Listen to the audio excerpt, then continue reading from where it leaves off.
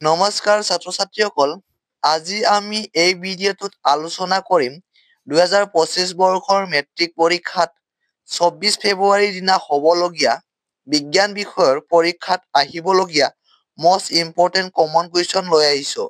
যিটো পঢ়ি শুনি মুখস্থ কৰি তোমালোকে মেট্ৰিক পৰীক্ষাত বহা, তেন্তে তুমি বিজ্ঞান বিষয়ৰ থিয়ৰী পাৰ্টত 20 নম্বৰ পোৱাটো নিশ্চিত বুলি মই ভাবোঁ। সেই গতিকে ভিডিঅ'টো কোনো ধৰণৰ স্কিপ নকৰাকৈ শেষলৈকে চাবা। লগতে মই দিয়া কমন কুৱেশ্যনবোৰ মুখস্থ কৰি থবলৈ চেষ্টা কৰিবা।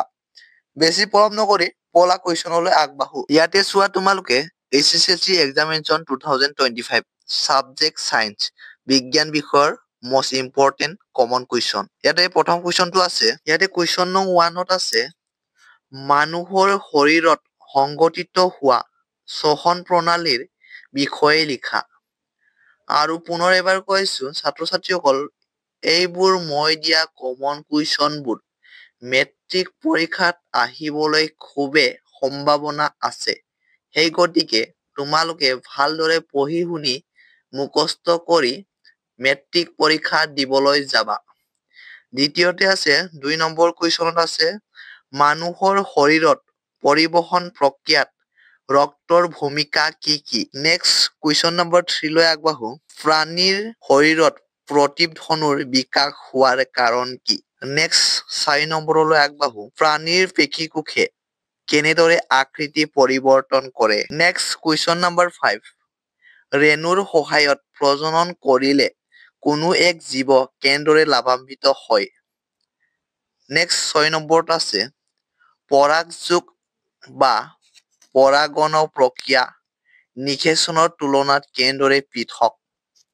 নেক্সট 7 নম্বৰত আছে বিভংগন প্ৰক্ৰিয়া কৌশলবোৰ বৰ্ণনা কৰা বা বহলাই লিখা। তাৰ পিছত আছে নেক্সট 8 নম্বৰ আংশিক বিস্তাৰণৰ বিষয়ে এটা চমু টোকা লিখা।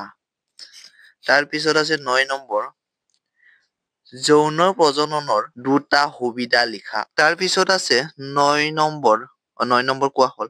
10 নম্বৰ অযৌন প্ৰজননৰ দুটা অসুবিধা লিখা। নেক্সট তাৰে পিছত আছে 11 নম্বৰ প্ৰজাতিকৰণ কি? তাৰে পিছত আছে 12 নম্বৰ মানুহৰ ক্ষেত্ৰত কেনেদৰে লিংগ নিৰ্ধাৰিত কৰা হয় বা নিৰ্ধাৰিত হয়। তাৰ পিছত 13 নম্বৰটো হৈছে দাপোনৰ প্ৰকাশ দৈৰ্ঘ্যৰ সংজ্ঞা লিখা। তাৰে পিছত আছে 14 নম্বৰ প্ৰশ্নটোত আছে উত্তৰ আৰু অৱতল দাপোনৰ প্ৰকাশ ৰশ্মি চিত্ৰৰ সহায়ত দেখুওৱা। তাৰে পিছত শেষৰটো প্ৰশ্ন আছে 15 নম্বৰ পোহৰৰ দ্ৰুতি গণনা কৰাৰ ক্ষেত্ৰত থকা পদক্ষেপসমূহ উল্লেখ কৰা।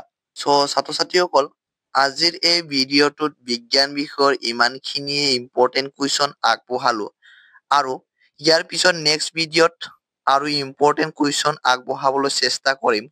গতিকে যোনসকল ছাত্ৰ-ছাত্ৰীয়ে এই চেনেলটো ছাবস্ক্ৰাইব কৰা নাই, ছাবস্ক্ৰাইব কৰি থবা আৰু বন্ধুবৰ্গলৈ এই ভিডিঅ'টো শ্বেয়াৰ কৰি দিবা।